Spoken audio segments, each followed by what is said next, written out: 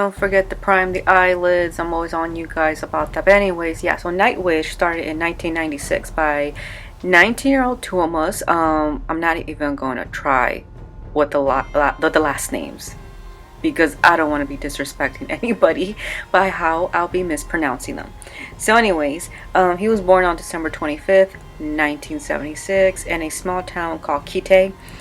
His mother had enrolled him in piano classes, and he kind of started developing like other interests in other instruments such as saxophone and the clarinet.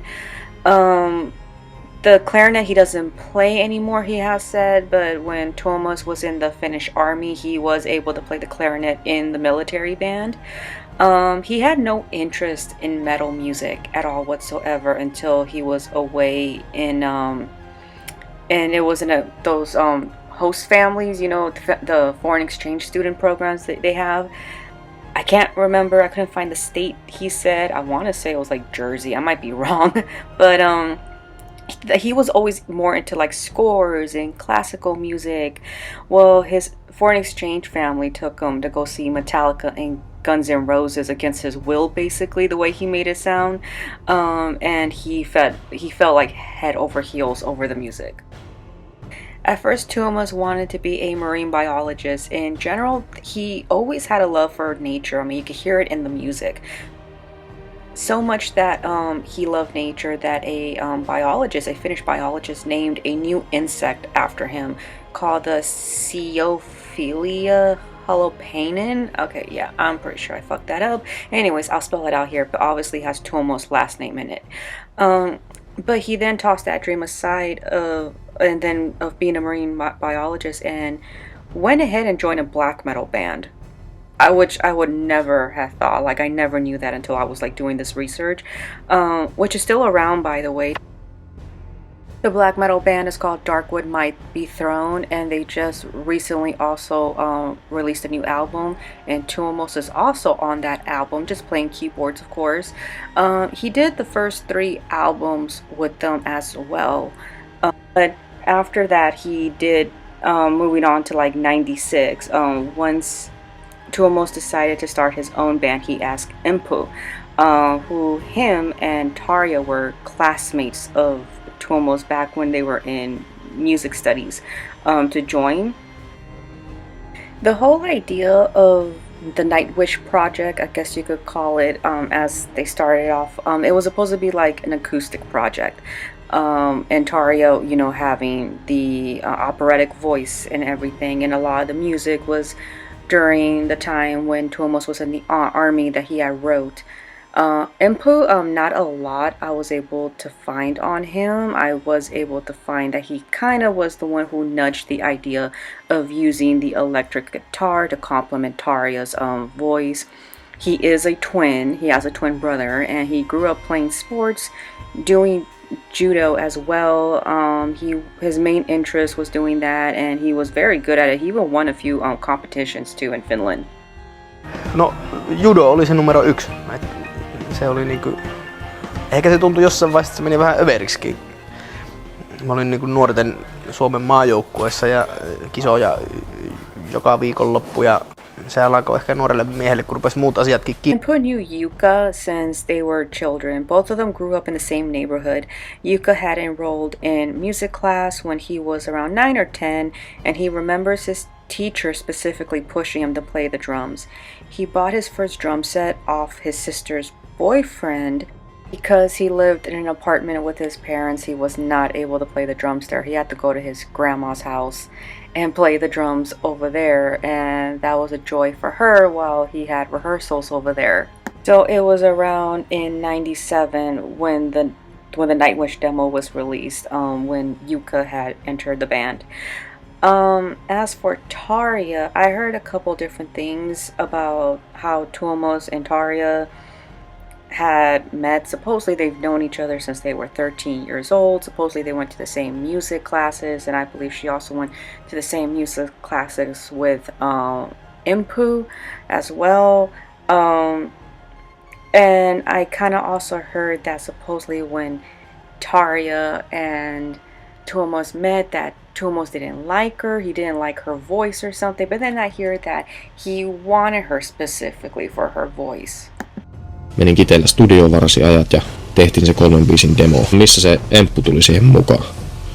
En edes hirveän hyvin tuntenut tyyppiä, se Emppuhan tuntenut ikuisuuden, mutta Emppu oli mulle semmoinen uusi tuttavuus. Ja sanot 10, että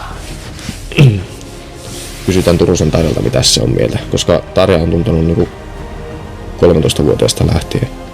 Oltiin yläasteella samassa musiikkiryhmissä, soitettiin samassa JaxBändissä ja oli semmoinen hyvän päivän tuttu. Ja sitten siinä joulualla tietti, missä hän asui, niin käveltiin sinne Tarjan talolla ja selitin tämän idean ja kysyttiin, miten se olisi tämmöinen juttu. Ja se oli ihan siitä hetkestä asti mukana, että ilman muuta hän tulee. Tänään kaikki menee putkeen. Tämä hommassa oli kyse projektista, jossa tehdään vaan demoja. Ehkä lähetetään sitä demoa jonnekin levyyhtiölle, mutta ei taatusti koskaan keikkailla eikä mitään sen vakavampaa. Tarja oli, että ilman muuta, kyllähän voi käydä biisit laulamassa, että siihen ehkä 2 päivää menee studiossa. Tarja's parents have been saying like she's been able to sing before she could talk, and it seems that her brothers as well have musically talented voices, like operatic voices, because she has posted in the past pictures with her and her brothers singing at like church functions or any other kind of like operatic kind of functions or festivals or ceremonies. She was bullied a lot as a kid because of her voice, so she had a lot of jealousy around her. Thankfully, the teacher that she shared with Impu really pushed her to do stuff more outside of her school, like outside functions. That way she could concentrate on expanding her voice more. That way she doesn't have to worry about the girls that would like bully her for her voice. Sen Tarja tuli sinne lauleskelemaan, käytiin niitä biisejä läpi, laulumelodioita sun muita ja se oli sitten hirveä shokki meille kaikille, kun se rupesi laulaa ensimmäistä kertaa. Koska mä luulin, että se olisi semmonen heleä nuori tytön kaunis ääni tyyliin Kari Rueslotten tai jotain tällaista. Sieltä tulikin tämmönen jo siinä vaiheessa So they put out their first demo and they didn't have a bass player yet, so they went through a few bass players and they eventually settled for Sammy Vanska, I believe is the last name. They didn't go too well with him, obviously, but we'll get to that in a bit. But the band recorded their second demo in '97, Angels Fall First. And it made its way to the Finnish record label, Spine Farm Records. The label offered Nightwish a record deal, and the band returned to the studio to record 4 songs to make it a full length.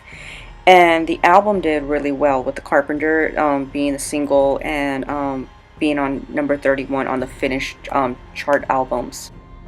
Yllätys. Eli monesti just ihmiset luulee, että tää on hirveän suunniteltu juttu, tää koko Nightwishin juttu, että otetaan heviä ja otetaan vähän tunnelmaa ja pistetään siihen opera päälle. Mutta voi puhua ihan onnellisesti. So they had success with Angels Fall First, and then they played their first gig in their hometown. The band then released Oceanborn in October 7th, 1998, having more folk elements in it, and it had an ambient sound. They even had Tapio Wilska from he's from an ex-member from Fintroll on the album. Reviews of the album was being called very strong, and it was a whole great work. So it got positive reviews by Finnish critics. Okay, I had a hard time saying that. Oceanborn was finally released internationally in the spring of 1999. Sold 15,000 copies alone in Germany.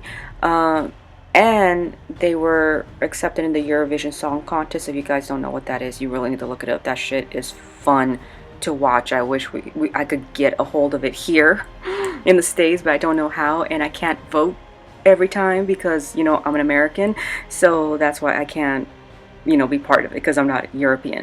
But anyway.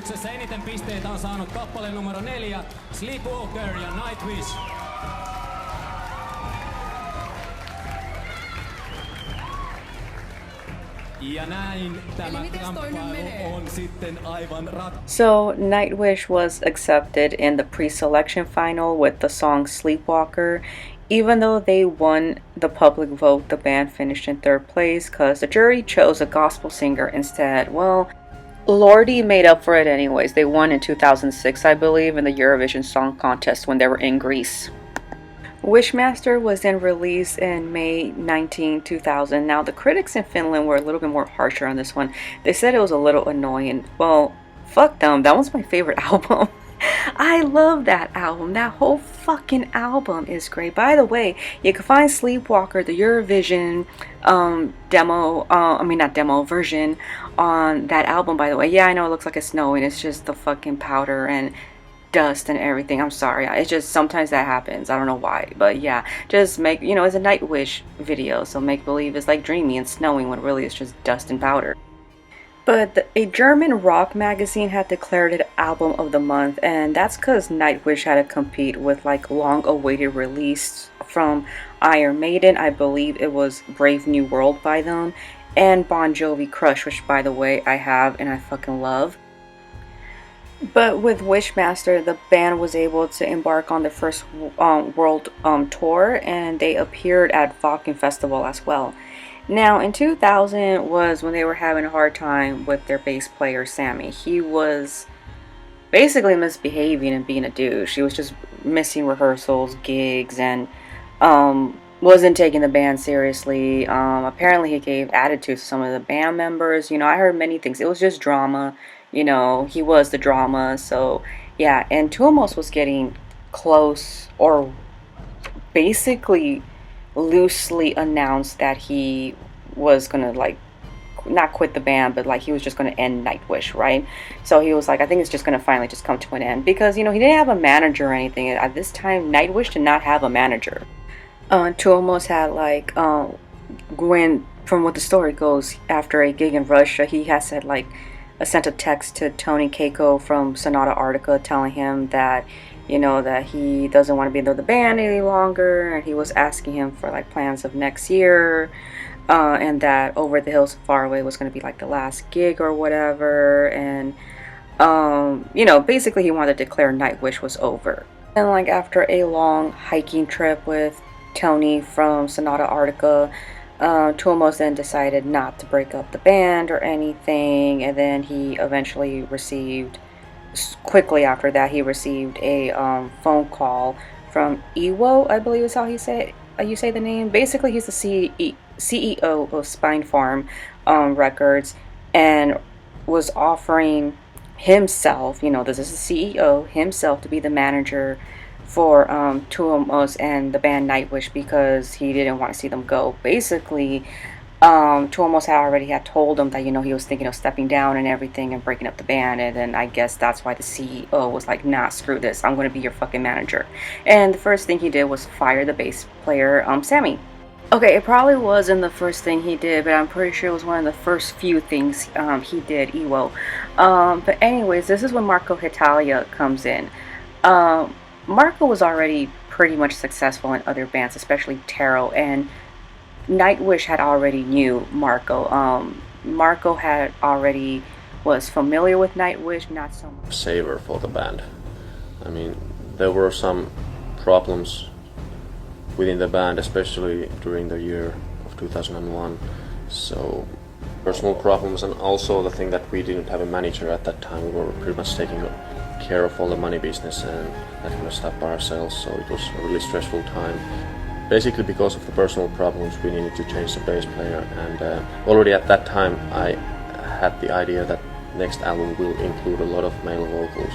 We knew each other. I mean, we were touring with Synergy in the Wishmaster tour in 2000, and he was playing in Synergy back then, so we already knew each other back then, and we saw that the chemistry was there from the beginning.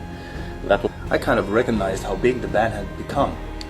I knew the reputation from Finland and all that, but I didn't really expect what kind of a thing it would be to be touring with them at that time, and I saw how much the things had grown to be really pro and all. So during this time, they were working on their next album, Century Child, and even though they already had a good couple albums that did very well and successful and everything, Tarja was still going to school.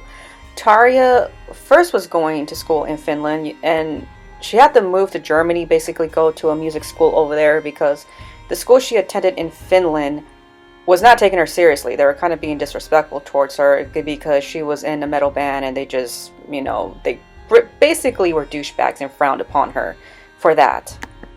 And while she was over there in Germany, she actually built a good reputation at her school. It was a total different experience, unlike when she was in Finland. And while she was over there, Tuomas had to like mail her the samples, and she would like design her own vocal and choral passages along with it. And not only that, she was able to do her recordings in the studio I guess the university had there. Okay, obviously I'm done with this look and I had to do a part 2 because I have another shirt and this story of the band is really long. So yeah, just I'm showing you my shirt and you're gonna see my bearded dragon in a little bit, and yeah, just enjoy that. Okay, let's continue. So back to their fourth studio album, Century Child. So that came out in 2002. Marco was officially on that album. It was the first album that they actually featured the Finnish orchestra on there, and the album was like certified gold, and then I believe it went double platinum in Finland. So it was selling more than 60 copies alone and 350,000 copies worldwide in between 2002 and 2003. Phantom of the Opera was their most popular played live. I fucking love that song, Played Live, and she's the only one who could do it. I don't care, fight me, I don't care. The band repeatedly played that song like live, but then like when Tarja left the band, which I'm getting a little ahead of myself, I know, they have said they weren't going to do it, although I believe now they do it with the other singer. Okay, I'm getting ahead, sorry. In the End of Innocence documentary, you could hear Jukka and Tuomas have like a little conversation on Century Child and Oceanborn. They were both saying that it was really hell to work on it during the studio session than the 2 previous albums before, which was more fun. And then like when they had more success with the 2 previous albums, they were just excited to like make another one. Whereas like Oceanborn, it was stressful because they had to really top that one, and it was more on the technical side, kind of difficult, as well as like lyrically difficult. And I know like Tuomas has said it was a lot of stuff he wanted to get off his chest, and it was like a hell of a year what they had to deal with during the Oceanborn album. And they even admitted they were kind of like sloppier back then, and they were trying to push their limits. I find it weird how in the End of Innocence documentary, the press kept asking Tarja, and Tarja kept saying almost every day, she kept getting asked, "Are you leaving Nightwish?" when they were like at their height. I almost felt like they were like either manifesting this shit or they just kind of knew this was coming, because I guess it usually shit like this happens. It could be probably because Tarja got married to Marcello at that time, and he started to become her manager.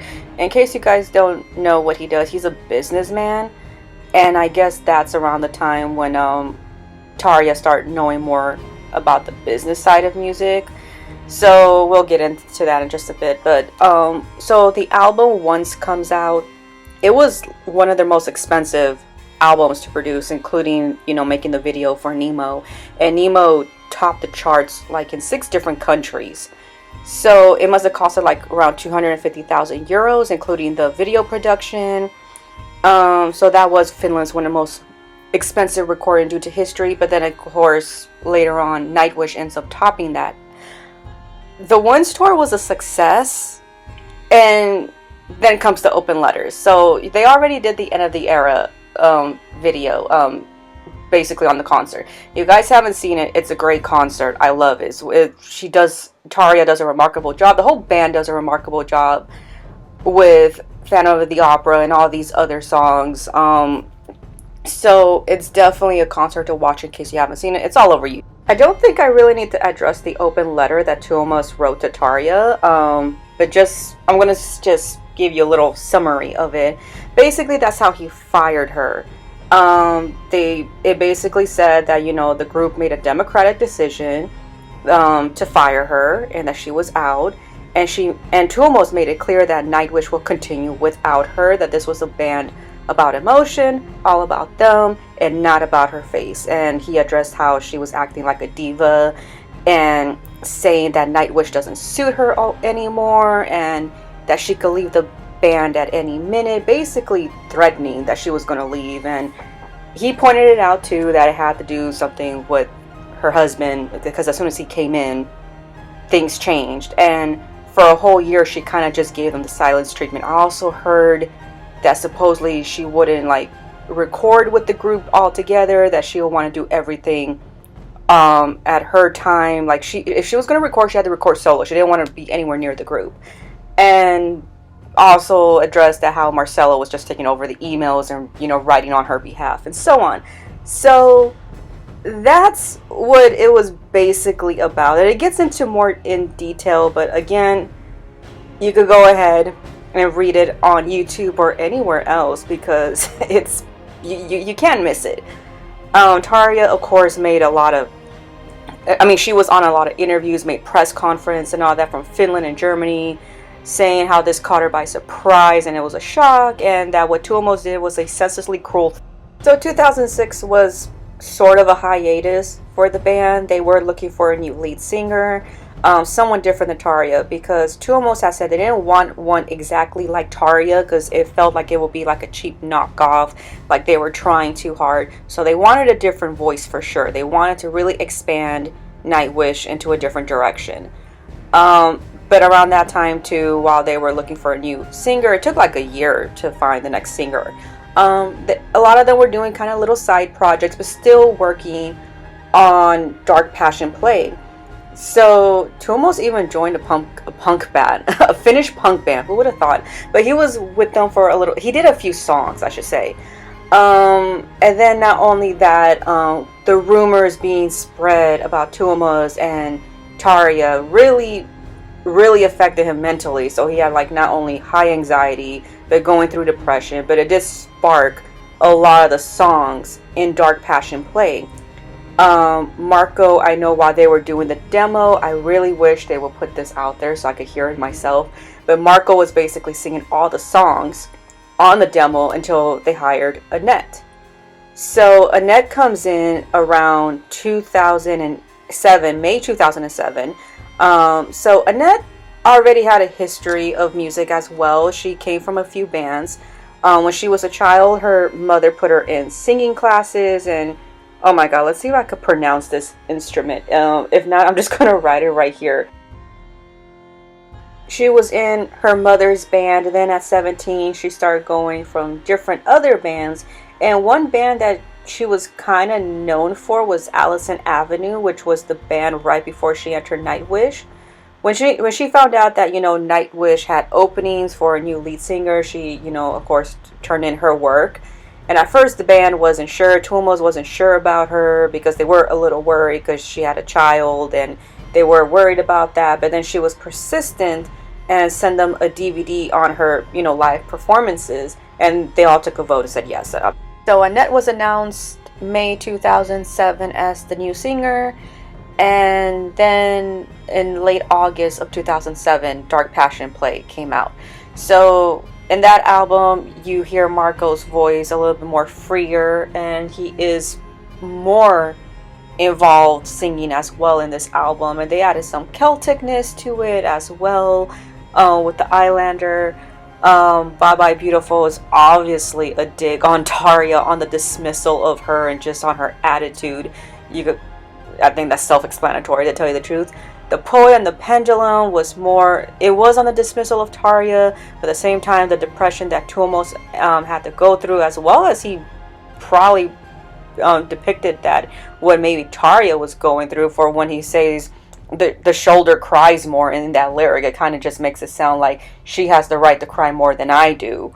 If you kind of think about it, which kind of like made people also believe like maybe he was in love with her. And if I remember correctly reading somewhere, I just couldn't find it again, but supposedly her husband spread a rumor. I mean, for all I know, it could have been fake tabloid shit.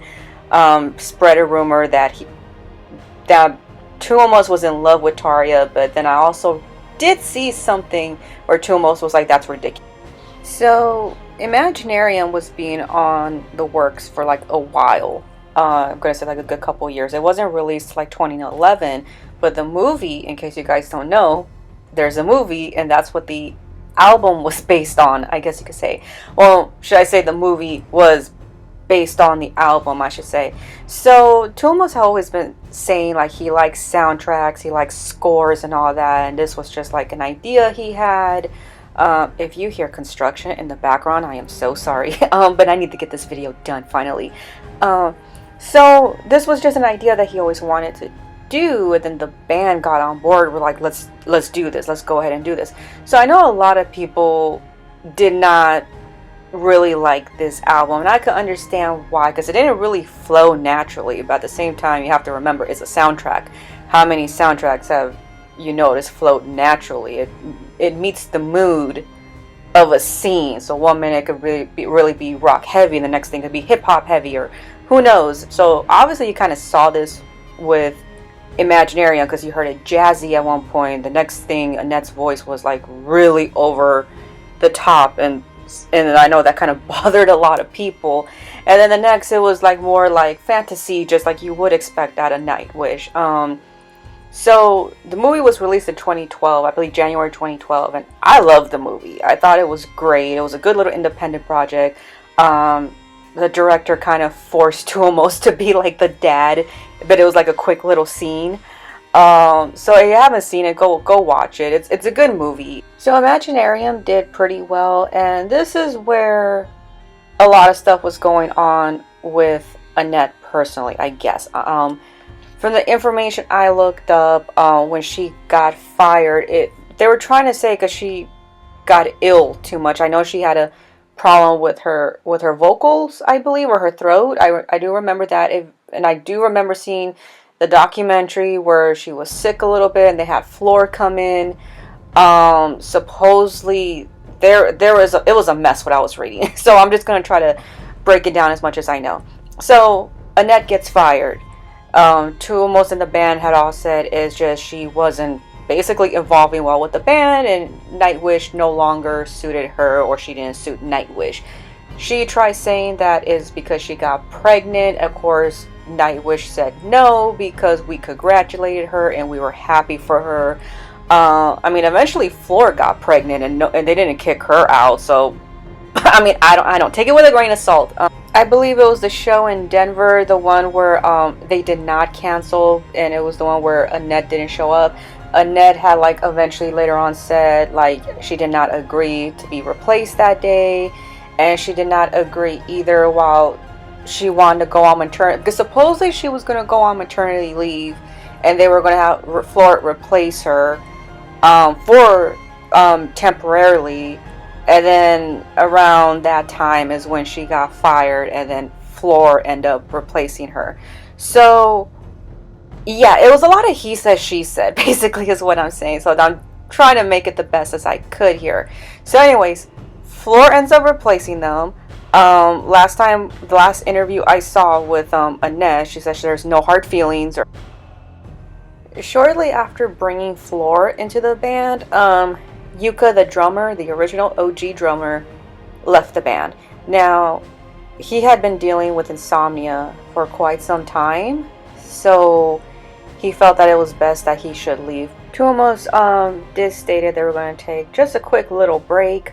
Around this time, they had already introduced Troy Donaghy. Actually, he had already been playing with them. He just wasn't part of the band until like 2013. He became an official member, part of. Yuka, however, did before leaving the band, he did recommended Kai from Winter Sun to Tuomos and the rest of the band, and from then on, Kai has been with the band since. But Yuka's still around. He hasn't left permanently or anything. He's just now like managing the band.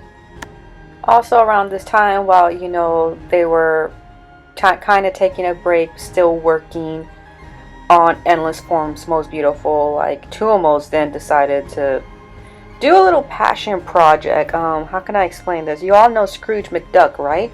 So Scrooge McDuck and Donald Duck are like huge in the Nordic countries, and from what I heard, even Germany. If I remember correctly, Sweden like will watch Donald Duck series every Christmas Eve, and one time they tried taking it off and the whole country flipped. Anyways, they just love the character so much, right? So because it was around like 2014 when Tuomos released his solo side project, and that was inspired by the lives of times of Scrooge. based on the comic series, basically. And he had even went out to like Scotland to like record actual raindrops that were going to be added to the album, but then decided to toss that out because he said it sounded like like something was burning when you actually capture rain sound, I guess. But anyway, so that album was pretty good. I know that's like out of the ordinary and it's something Americans probably won't understand. I mean, I like Daffy Duck. He's my favorite. I mean, I know that's not the same as Warner Brothers. I get it. But I fucking love Daffy Duck. I love Duck Dodger. So I could understand the level of love for like cartoons. And you know, like I fucking love Dragon Ball Z and Sailor Moon. So I get it.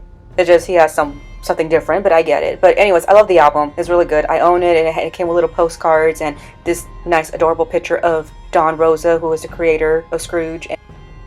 Also around this time, this is when Tuomas met his wife Joanna Kurkila. She is also a Finnish pop singer and has even been known to make some stuff with Sonata Arctica as well. But anyways, I'm going to go ahead and end it here because there's literally 10 more years to cover with Nightwish. And there's 10 more years. I'm running out of footage, and not only that, you know, I'm pretty sure the pandemic has made more things interesting and everything. So yeah, and 2 new albums and a baby. So anyways, I'm gonna go ahead, obviously Floor's baby, not, you know, but anyways, I'm gonna go ahead, cut it right here. You're about to see the finishing look. You're about to see the t-shirt and everything. I want to thank you guys so much for having patience with me on this video. This is a lot, and I'm pretty sure if I do a part 2, I get the feeling that shit's going to be long too. But yeah, this has to be one of my longest videos. So anyways, thanks you guys for watching. Make sure to take care of your vaginas and have a wonderful day.